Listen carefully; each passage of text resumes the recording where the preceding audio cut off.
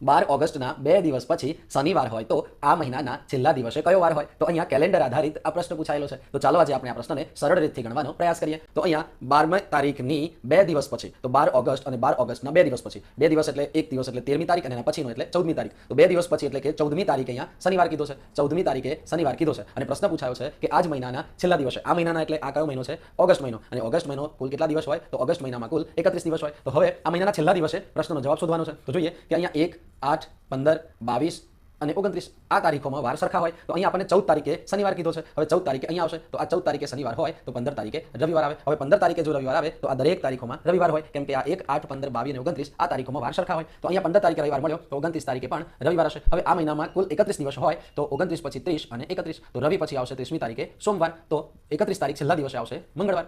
તો આપણો જવાબ મળી ગયો કે જો 12 ઓગસ્ટના 2 દિવસ પછી શનિવાર હોય તો આ મહિનાના છેલ્લા દિવસે મંગળવાર હશે. તો ઓપ્શનની દ્રષ્ટિએ અહીંયા ઓપ્શન ડી એટલે કે